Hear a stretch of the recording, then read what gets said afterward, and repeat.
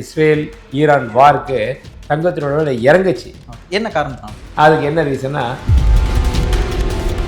ETF நீங்கள் வச்சுருக்கீங்க, digital கோல்டில் வச்சுருக்கீங்க, வெளியே யாருக்குமே தெரியாது. பட் தங்கமாக இருக்கப்போ எனக்கு தெரியும். அதில் 2 சிக்கல் இருக்குது. ஒன்று, ஒரு வியாபாரியாக நீங்கள் உங்களுடைய பார்வையில் இருந்து சொல்லுங்கள், இந்த டிஜிட்டல் கோல்டு அப்படிங்கிற ஒரு விஷயத்தில் இன்வெஸ்ட்மெண்ட் பண்ணுறது சரியான ஒரு விஷயமா இருக்குமா, இல்லை அணிகலன்கள் இந்த மாதிரி நம்ம பை பண்ணுறதுல கரெக்டான ஒரு விஷயம்? இல்லை, ரெண்டில் எது சிறந்தது? அல்ல, அதுதான் சொல்ல வரேன். இந்த 18 கேரட், அதாவது 18K தங்கத்துக்கும் 24 கேரட் தங்கத்துக்கும் என்ன வித்தியாசம் அப்படின்னு? இல்லை சார், அந்த இந்தியாவை பொறுத்த வரைக்கும் ஒன்று ஆயில், அடுத்தது கோல்டு, ரெண்டுமே நம்மள்ட்ட கிடையாது. அதனால் வெளிநாடுகள்லேருந்து நம்ம வாங்குகிறோம். வெளிநாடுகள்லேருந்து வாங்கணும்னா அதுக்கு நிகராக நம்மள்ட்ட இருக்கிற, அப்படி லாக்டவுன் வந்தால் கண்டிப்பாக தங்க விலை ஏறும். ஓகே. ஏன்னா ஏற்கனவே அதானே, இதுவும் பிரதர்ஸ் அண்ட் சிஸ்டர்ஸ் மாதிரி தான். தங்கமும் வெள்ளியும். தங்கம் இன்னொரு 20,000 போகுதுன்னா வெள்ளியும் இந்த 300லேருந்து 400 ரூபா வரும். இந்த அளவுக்கு போய்கிட்டு தான் இருக்கும். கண்டிப்பாக அதனுடைய தொடர் ஓட்டம் குறையவே குறையாது. மக்கள் அனைவருக்கும் வணக்கம். இன்றைய சிறப்பு நேர்காணலில் நம்மோடு இணைந்திருக்கும் சிறப்பு விருந்தினர் தங்கம் மற்றும் வைர வியாபார சங்கத்தின் பொதுச் செயலாளர் திரு கோல்டு குரு சாந்தகுமார் அவர்கள். வணக்கம் சார். வணக்கம். எப்படி இருக்கீங்க? குட், நல்லா இருக்கேன் சார். Okay sir.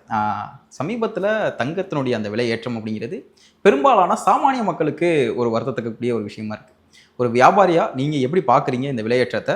இந்த விலையேற்றத்தினால என்ன மாதிரியான பாதிப்புகள் இருக்குது வியாபாரிகளுக்கு? முதல்ல ஒரு சாமானிய மக்களுக்கு என்ன தெரியும்னா, எங்கேருந்து இந்த விலையேற்றம் வருது அப்படிங்கிற ஒரு விஷயம்.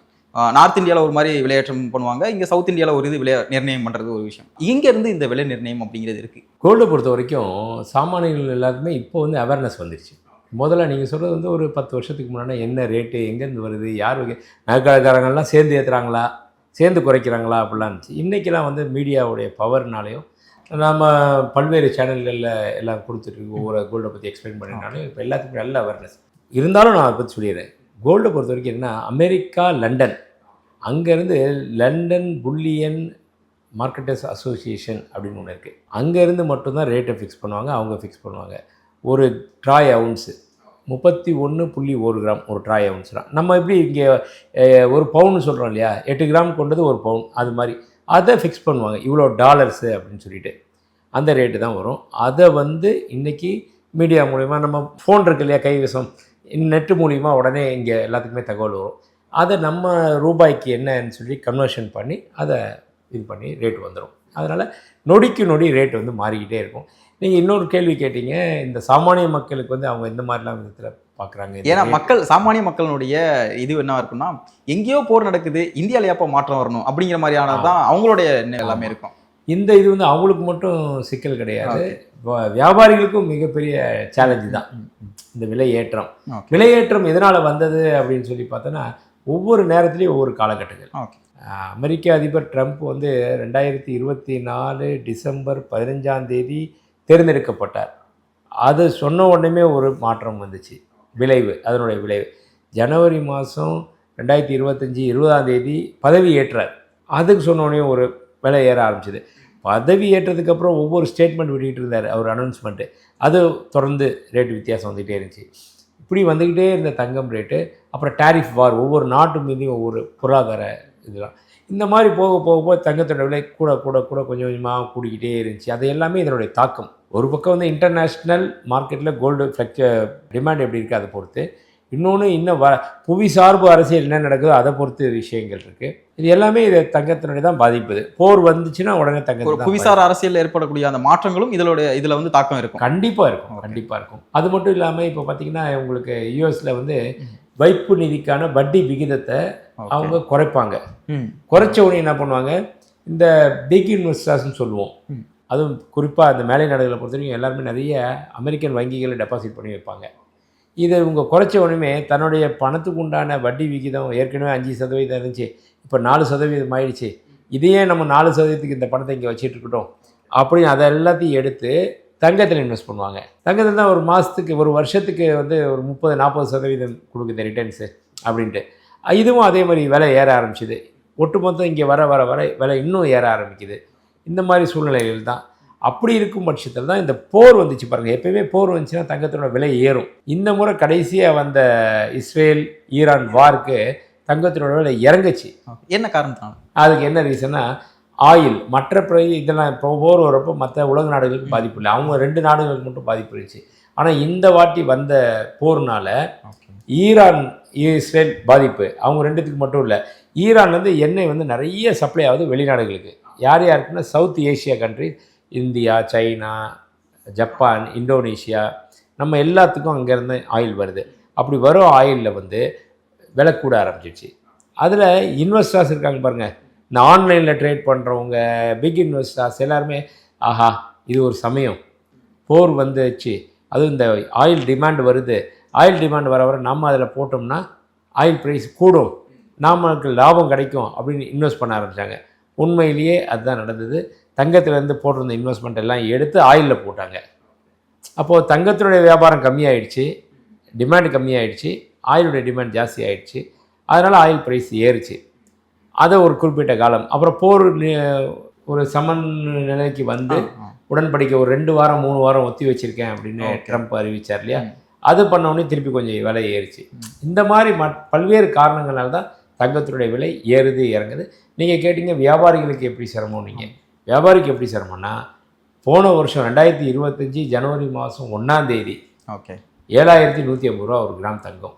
அப்போ 1 கிலோ கோல்டு அவர் இன்வெஸ்ட் பண்ணுறாரு தன்னுடைய தொழிலுக்கு அப்படின்னா 71,50,000 ரூபா இருந்தால் போதும். ஆனால் இன்றைக்கி ஒரு கிராம் 24 கேரட்டு 16,000 ரூபா, 1 கிலோன்றது 1,60,00,000. போன வருஷம் 71 லட்சம் வந்து இன்வெஸ்ட் பண்ண அதே தங்கத்தை இன்றைக்கி 1,62,00,000 ரூபா கொடுத்து இன்வெஸ்ட் பண்ணணும். முதலீடுன்றது வேணும்ல, அப்போ அவருக்கு சிரமம் தானே. எக்ஸ்ட்ரா ஒரு 90 லட்சம் எக்ஸ்ட்ரா போடணும்ல அதே குவான்டிட்டிக்கு. அதெல்லாம் மிகப்பெரிய சிரமம் தான் இப்போ இருக்கிறது. ஓகே, இந்த டிஜிட்டல் கோல்டுன்னு சொல்லக்கூடிய ஒரு விஷயம். ஸோ இப்போ மக்கள் பெரும்பாலும் தங்கம் வாங்கிட்டு இருக்க இதுலேருந்து குறைஞ்சி 19% மக்கள் வந்து இந்த டிஜிட்டல் கோல்டில் இன்வெஸ்ட்மெண்ட் பண்ணுறதுக்கான சாத்தியக்கூறுகள் தான் நிறையா இருக்குது. அதுதான் பண்ணிக்கிட்டு இருக்காங்க அப்படிங்கிற மாதிரியான விஷயங்கள் போயிட்டு இருக்கு. இந்த டிஜிட்டல் கோல்டில் இன்வெஸ்ட் பண்ணுற விஷயமா தங்க வியாபாரிகளுக்கு இங்கே இருக்கக்கூடிய பாதிப்புகள் என்னவா இருக்கும்னு நீங்கள் நினைக்கிறீங்க? இல்லை, கண்டிப்பாக இந்த எல்லாமே இந்த டிஜிட்டல் கோல்டு அதில் இன்வெஸ்ட்மெண்ட் பண்ணுறது அப்படிங்கிறது சரியான ஒரு விஷயம் தான். டிஜிட்டல் கோல்டுன்றது வந்து ETF, ஓகே, ஷேரில் போடுறது, இது எல்லாமே வந்து அவர்களுடைய திறன் எப்படி இருக்குது, அவங்களுக்கு சௌகரியங்கள் எப்படி இருக்குது, அதை பொறுத்து தான் இருக்குது. ஓகே, அதனுடைய தாக்கம் இங்கே இருக்கக்கூடிய தங்க நகை வியாபாரிகளுக்கு கிடையாது. அதெல்லாம் கிடையவே கிடையாது, ஒரு காலமும் கிடையாது. ஏன்னா தங்கம்ன்றதே வந்து ஒன்று இன்வெஸ்ட்மெண்ட்டு, ஓகே, இன்னொன்று அணிகலன். இன்வெஸ்ட்மெண்ட்டு ஆங்கிளில் பார்க்குறவங்களுக்கு ஒன்று கோல்டு, காயின், ETF அப்படி போய் போட்டுருவாங்க. மற்ற இதில் இருக்கவங்க அணிகலன் தான். நான் பெருசாக செயின் போடணும், ஆரம், நெக்லஸ், ஒட்டியானம், வளையல் இதெல்லாம் போடணும், எனக்கு அது ஒரு ப்ரௌடு வரணும், அப்படி ஒரு இது. அப்படின்றவங்க அவங்க போய் ETF நீங்கள் வச்சுருக்கீங்க, டிஜிட்டல் கோல்டில் வச்சுருக்கீங்கன்னா வெளியே யாருக்குமே தெரியாது. பட் தங்கமாக இருக்கப்போ எனக்கு தெரியும். அதில் 2 சிக்கல் இருக்குது. ஒன்று, இந்த டிஜிட்டல் கோல்டை பொறுத்த வரைக்கும் பேங்க் ஹாலிடேஸ் தொடர்ந்து 10 நாள் வந்துருச்சு, 5 நாள் வந்துருச்சு அப்படின்னா பணத்தை எடுக்க முடியாது. ஆனால் இங்கே ப்ராக்டிக்கல் கோல்டு வச்சுருக்காங்க பாருங்கள், அவங்களுக்கு எப்படி ஆகும் அப்படின்னா உடனே அது என்னைக்கு வேணாலும் நினச்சா டக்குன்னு கொடுத்துட்டு மாற்றிக்கலாம். ஓகே, ஒரு வியாபாரியாக நீங்கள் உங்களுடைய பார்வையில் இருந்து சொல்லுங்கள், இந்த டிஜிட்டல் கோல்டு அப்படிங்கிற ஒரு விஷயத்தில் இன்வெஸ்ட்மெண்ட் பண்ணுறது சரியான ஒரு விஷயமா இருக்குமா, இல்லை அணிகலன்கள் இந்த மாதிரி நம்ம பை பண்ணுறதுல கரெக்டான ஒரு விஷயம்? இல்லை, ரெண்டில் எது சிறந்தது? இல்லை, அதுதான் சொல்ல வரேன். ஓகே, நீங்கள் எதுக்காக தங்கத்தை வாங்குறீங்க? நான் ஒன்லி சேமிப்பு ஆங்கிளில் தான் வாங்குகிறேன் அப்படின்னா தாராளமாக டிஜிட்டல் கோல்டையும் போங்க, ஓகே, காயினும் பாரும் வாங்கி வச்சிங்க. இல்லைங்க நான் வந்து தங்கம் எனக்கு வேணும், என் ஒய்ஃபுக்கு போட்டு அழகு பார்க்கணும், என் குழந்தைங்களுக்கு போட்டு அழகு பார்க்கணும் அப்படின்னீங்கன்னா கண்டிப்பாக ஆபரணமாக எடுத்து வைக்கிறது நல்லது. நம்மளுடைய பர்பஸை பொறுத்தது தான், நம்ம பர்பஸ் தானே. ஓகே ஓகே, ஏன்னா நான் ஒன்று சொல்கிறேன்னு வைங்களேன், அது என்னுடைய வியாபாரத்தை சார்ந்து கூட இருக்கலாம். ஓகே, நான் பொதுப்படையான ஒரு இடத்துல இருந்து சொல்கிறேன். கண்டிப்பாக. இப்போது சமீபத்தில் பாரத பிரதமர் நரேந்திர மோடி அவர்கள் அவங்க கொடுத்த அந்த அறிக்கை மக்களுக்கு பெரிய அதிர்ச்சி இருந்துச்சு. நிறைய பேர் தங்கம் வாங்கணும்னு இருந்த நபர்கள் கூட நிறைய பேர் கால் பண்ணி கேட்க ஆரம்பிச்சிட்டாங்க, இனிமேல் வாங்கலாமா வாங்கக்கூடாதா அப்படின்னு. ஸோ உங்களுடைய பார்வையில் பிரதமர் மோடி அவர்கள் சொன்னது, ஒரு வருடத்திற்கு தங்கம் வாங்குவதை குறைச்சிக்கங்க அப்படிங்கிற ஒரு விஷயத்த சொல்லியிருந்தாங்க. என்ன காரணத்தினால சொன்னார்? இதனுடைய தாக்கம் இங்கே வியாபாரத்தில் இருந்துச்சுன்னு நினைக்கிறீங்களா? அவர் என்ன சொல்லியிருக்காரு அப்படின்னா, தங்கத்துக்கு மட்டும் சொல்லலை. ஆமாம், ஒரு 7 விஷயங்கள் சொல்லியிருந்தாரு. டூரிசம் சொல்லியிருந்தாரு, ஃபர்டிலைசர் சொல்லியிருந்தாரு, நிறைய விஷயங்கள் சொல்லியிருந்தாரு. டூர் போகிற, கார் பூலிங், அந்த மாதிரி நிறைய விஷயங்கள். அப்புறம் வந்து ஒர்க் ஃப்ரம் ஹோம் பண்ணுங்க, ஆமாம், எரிபொருளை சிக்கனப்படுத்துங்க, ஆயில் கூட சொல்லியிருந்தார், பப்ளிக் டிரான்ஸ்போர்ட்டை யூஸ் பண்ணுங்க, நீங்கள் ஆஃபீஸ் போகிறதா இருந்தால் 4 பேர் 4 காரில் போகாதீங்க, எல்லோரும் பேசிக்கிட்டு ஒரே இதில் கார் பூலிங் பண்ணுங்க, அந்த மாதிரிலாம் நிறைய விஷயம் சொன்னார். வெளிநாடுகளில் போய் டெஸ்டினேஷன் வெட்டிங் பண்ணாதீங்க அப்படின்னா அந்த இதோடு சேர்த்து தங்கத்தையும். ஆனால் மக்களுடைய பிரதான பார்வை தங்கத்து மேலே தான் இருந்தது. இது எதனால் அப்படி சொன்னாங்கன்னா 2 விஷயம். ஓகே, இந்தியாவை பொறுத்த வரைக்கும் ஒன்று ஆயில், அடுத்தது கோல்டு. ரெண்டுமே நம்மள்ட்ட கிடையாது. ம் ம் அதனால் வெளிநாடுகள்லேருந்து நம்ம வாங்குகிறோம்.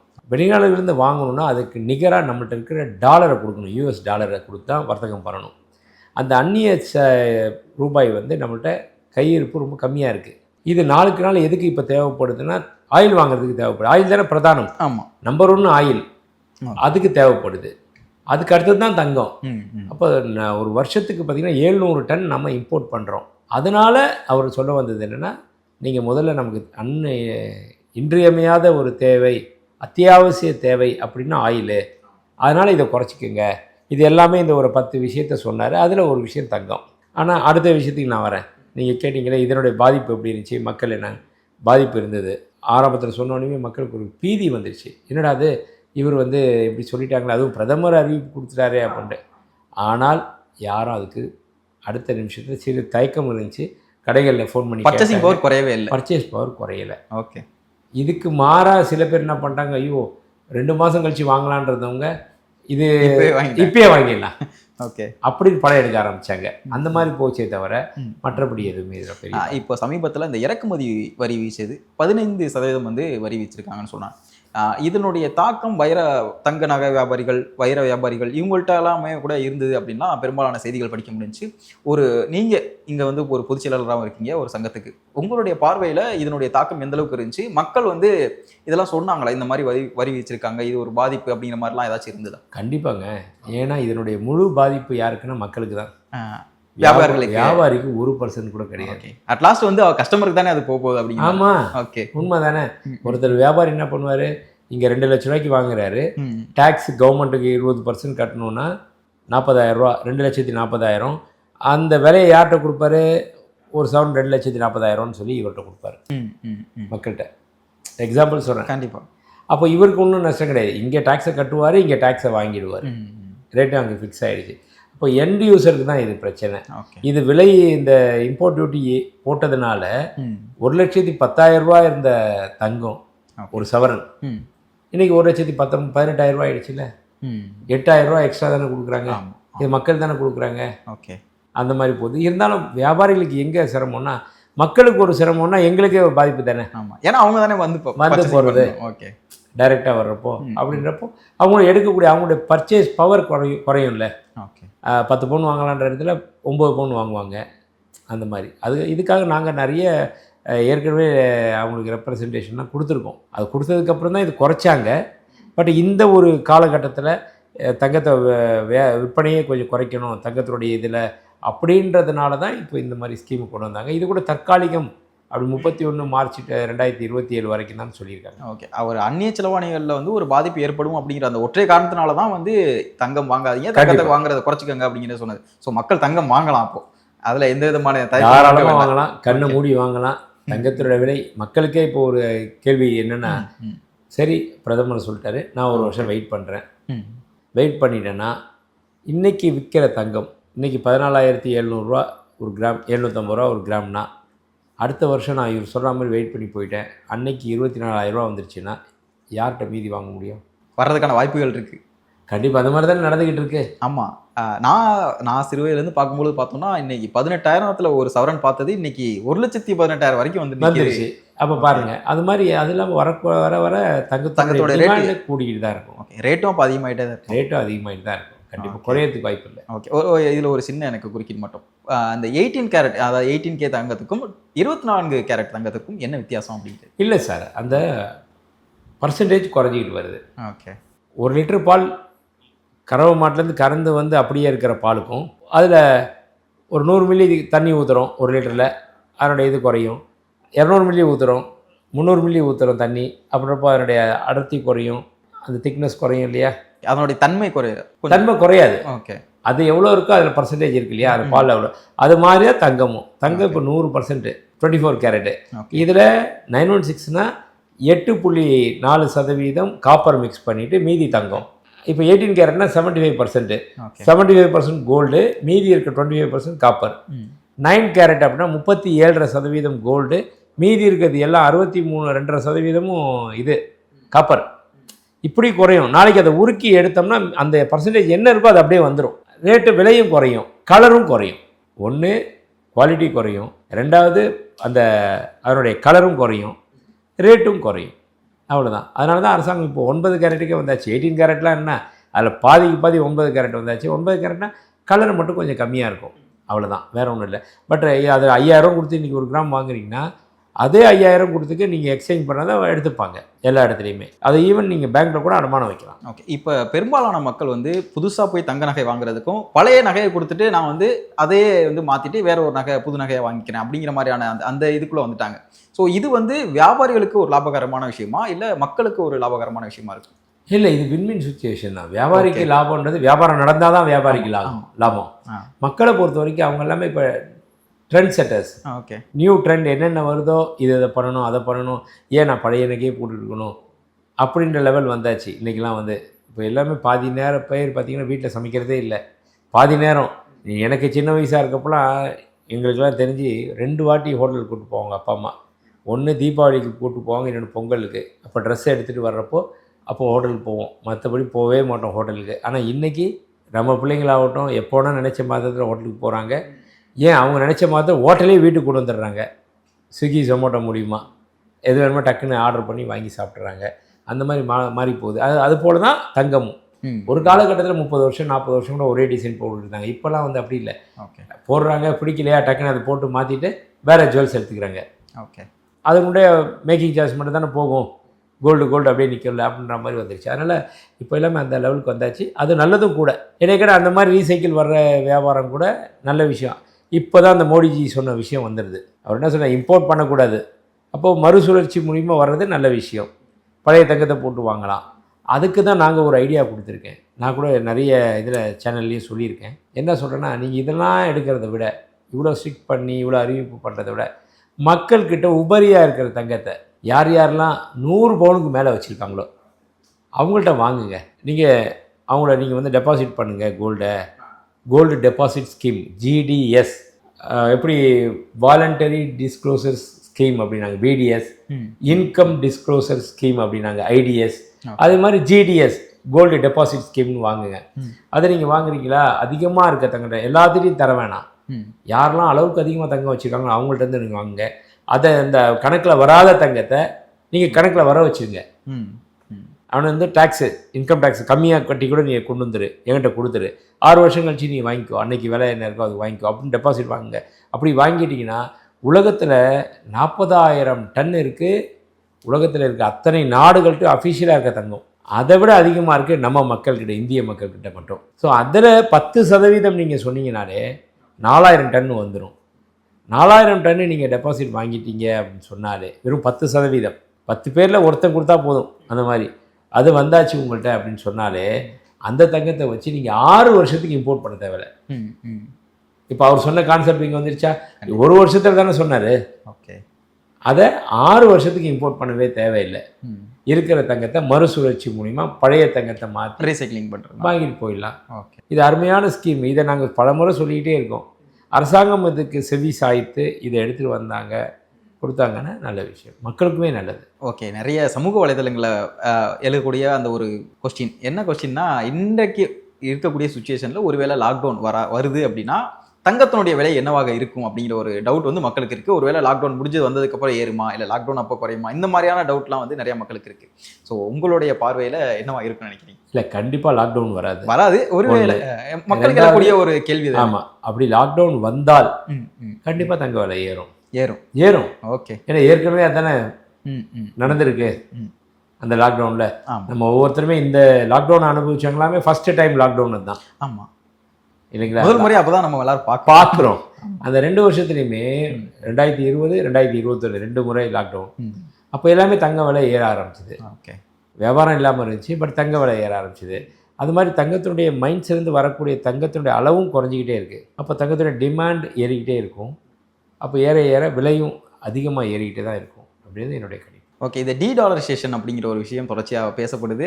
நிறைய பேர் வந்து ஜியோ பொலிட்டிக்கலாக பேசக்கூடிய நபர்கள் நிறைய பேர் பேசுகிறாங்க. அப்படி ஒரு விஷயம் நடக்குது அப்படின்னா தங்கத்து மீதான அந்த தாக்கம் எந்த அளவுக்கு இருக்குன்னு நினைக்கிறீங்க?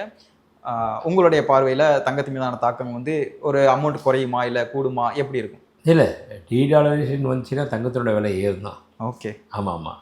ஏன்னா இப்போ பார்த்தீங்கன்னா பிரிக்ஸ் கரன்சி மற்ற இதுகள்லாம் வருது. அதெல்லாம் வந்துச்சு அப்படின்னா தங்கத்தினுடைய இதெல்லாம் கரன்சி ஒரு பக்கம் இருந்தாலும் ஓகே. இன்வெஸ்டர்ஸ்க்கு எது வந்து பெஸ்ட்டு? இப்போ லேண்டு, இது ஃபினான்ஸ் மார்க்கெட்டு. லேண்டில் பார்த்தீங்கன்னா பெரிய அப்ரிசியேஷன் கிடைக்கல. அடுத்தது பார்த்தீங்கன்னா ஃபினான்ஸில் பார்த்தீங்கன்னா இருக்க கம்மியாகிக்கிட்டு இருக்கு. இப்போ அதே மாதிரி டீடாலரேஷன் வந்துருச்சு அப்படின்னா அப்போ ஆட்டோமேட்டிக்காக இன்னும் தங்கத்தினுடைய மதிப்பு தான் உயரும். அப்போது எல்லாருடைய பார்வை இங்கே திரும்பும். பெரும் முதலீட்டாளர்கள் எல்லாருமே தங்கத்தின் பக்கம் வருவாங்க. அப்படின்றப்போ தங்கத்தினோட விலை கண்டிப்பாக இன்னும் பல மடங்கு உயரும். அதாவது இதுக்கு வந்து ஜேபி மார்கன், கோல்ட்மேன் சாக்ஸு போல இந்த ஒரு பேங்க்கு அவங்க எல்லாருமே என்ன சொல்கிறாங்கன்னா தங்கம் அடுத்த இன்னும் ஒரு 24 மாதங்களில் இப்போ என்ன இருக்கோ அதுலேருந்து 50% விலை உயரும்ன்றாங்க. ஓகே. இதை விட அதிகமாக 50%னா இன்றைக்கி 15,000 இருக்குன்னா 22,500 25,000 வரைக்கும் வரும் அப்படின்னு சொல்கிறாங்க. அப்படின்னா அந்த கருத்தெல்லாம் பார்த்தோம்னா தங்கத்தோட விலை குறையவே குறையாது அப்படின்னு தான் தெரியும். ஊர் சைட்லலாம் ஒரு பழமொழி சொல்லுவாங்க, ஒன்று எதுலாச்சும் போடணும் அப்படின்னா மண்ணில் போடு, இல்லை பொண்ணில் போடு அப்படின்னா 2026 அந்த முடிவு தருவாயில் எதில் இன்வெஸ்ட்மெண்ட் பண்ணால் பெட்டராக இருக்கும் நீங்கள் நினைக்கிறீங்க உங்களுடைய பார்வை? இல்லை, அவங்க எந்த அளவுக்கு இன்வெஸ்ட் பண்ண போகிறாங்க. ஓகே. சின்ன அமௌண்ட்டாக பெரிய எல்லாத்துலேயுமே எடுத்து மண்ணில் போட முடியாது. மண்ணில் போடனாலும் இன்றைக்கி இருக்கிற ரேட்டில் லட்சக்கணக்கில் கோடிக்கணக்கில் ஆயிடுச்சு மதிப்பு. அதனால் முதல்ல பொண்ணில் போடணும். பொண்ணை கொஞ்சம் கொஞ்சமாக சேர்த்து அதை விற்றுட்டு மண்ணில் போடலாம். சிறுக சிறுக சேமிக்கிறது, நீங்கள் இடத்த சிறுக சிறுக சேமிக்க முடியாது. நான் ஒவ்வொரு ஸ்கொயர் ஃபீட்டாக நான் வாங்குறேன்னா யாராவது கொடுப்பாங்களா? கொடுக்க முடியாது. ஆனால் ஒவ்வொரு கிராமம் வாங்குறேன்னு நீங்கள் வாங்க முடியும். நீங்கள் சொன்ன பழமொழி கரெக்டான பழமொழி. மண்ணில் போடு இல்லை பொண்ணில் போடு. அதுக்கு மண்ணில் போடுறதுக்குனா கூட மூலதனம் பொண்ணு தான். அதனால் ஃபஸ்ட்டு நமக்கு கோல்டில் இன்வெஸ்ட் பண்ணி வச்சுக்கிறது நல்ல விஷயம். அது நல்ல ஓரளவுக்கு நிறைய வந்துருச்சு, நம்மளோட எக்கச்சக்கமாக இருக்குது அப்படின்னா அதுக்கப்புறம் அடுத்த விஷயத்துக்கு தேடி போகலாம். ஓகே. இறுதியாக ஒரே ஒரு கேள்வி மட்டும். தங்கத்தை பற்றியே ரொம்ப நேரமாக பேசியிருக்கோம். ஸோ இந்த சில்வர் அப்படிங்கிற ஒரு விஷயத்தை நிறைய மக்கள் வந்து கடந்து போயிடுறாங்களோ அப்படிங்கிற ஒரு கேள்வி எனக்குமே இருக்குது. இதனுடைய வேல்யூ என்னவா இருக்க போது? இனிமேலும் தங்க மாதிரியே இதுவும் அதோடைய அந்த கிராஜுவல் ஏறிட்டே தான் இருக்கும்னு நினைக்கிறீங்களா, இல்லை கொஞ்சம் இறங்குறதுக்கான வாய்ப்பு இல்லை? இப்பயே ஆல்ரெடி ஏறிடுச்சு. வெள்ளி ஏறிட்டு கொஞ்சம் இறங்கியிருக்கு. தங்கம் எந்த அளவுக்கு ஏறுமோ அதை தொடர்ந்து இதுவும் பிரதர்ஸ் அண்ட் சிஸ்டர்ஸ் மாதிரி தான் தங்கமும் வெள்ளியும். தங்கம் இன்னொரு 20,000 போகுதுன்னா வெள்ளியும் இந்த 300லேருந்து 400 வரும். இந்த அளவுக்கு போய்கிட்டு தான் இருக்கும். கண்டிப்பாக அதனுடைய தொடர் ஓட்டம் குறையவே குறையாது. அது இல்லாமல் வெள்ளியினுடைய பயன்பாடும் இன்னும் நிறைய இருந்துக்கிட்டே இருக்குது. சைனாவே நிறைய இடத்துல இப்போ பிளாக் பண்ணிட்டான். ஆமாம், அவங்க கூட இந்த மார்ச் மாதமே வந்து நிறைய டன் வாங்கினதாலாம் ஒரு செய்தி நிறைய வாங்கினாங்க. உலகத்திலே 2வது இடத்துல உற்பத்தி பண்ணுற இடத்துல சைனா இருக்காங்க. அப்படி இருக்கும் பட்சத்தில் அவங்க வெளிநாடுகளுக்கு ஏற்றுமதி பண்ணிட்டு இருந்தாங்க. என்ன காரணத்தினால சடனாக அவங்களுடைய அந்த பர்ச்சேசிங் வந்து அவ்வளோ இருந்தது? இல்லை, அவங்க கணிச்சிட்டாங்க. இப்போ கோல்டும் சில்வரும் அடுத்த உலகத்தை பெரிய ஒரு இடத்துல நிற்கிது அப்படின்றத கணிச்சிட்டு அவங்க அதுக்கெல்லாம் முட்டுக்கட்டை போட்டுட்டு அவன் எக்ஸ்போர்ட் பண்ணக்கூடாதுன்னு அதை தடை பண்ணிட்டாங்க வெள்ளியை. ப்ளஸ் இப்போ கூட வந்து பார்த்திங்கன்னா மற்ற நாடுகளுக்கு வந்து வெள்ளியை வந்து தாதுலேருந்து பிரித்து எடுக்கிறதுக்கு நைட்ரிக் ஆசிட் தேவைப்படுது. அது எல்லாமே நான் எக்ஸ்போர்ட் பண்ண மாட்டேன். அந்த சல்ஃபியூரிக் ஆசிட், சல்ஃபரிக் ஆசிட் அது எல்லாமே இப்போ இது பண்ணிட்டாங்க. ஆமாம், அந்த மே 1க்கு பிறகாக அதை வந்து நாங்கள் கொடுக்க மாட்டோம் அப்படிங்கிற மாதிரி கொடுக்க மாட்டோன்ற மாதிரி வச்சுட்டாங்க. அப்படி இருக்கும் பட்சத்தில் இது எல்லாமே ஒரு முன்னுதாரணம் தான். ஓகே. ஒரு முன்னெச்சரிக்கை கூட எடுத்து முன்னெச்சரிக்கை. ஓகே. அப்புறம் அதனால் கண்டிப்பாக தங்கத்தை ஊட்டி வெள்ளியோட விலையும் உயரும் அப்படின்றது என்னுடைய கருத்து. ஓகே சார், இதுவரை எங்களோட இருந்து நிறைய விஷயங்களை பகிர்ந்துக்கிட்டீங்க. ரொம்ப நன்றி சார். நல்லது.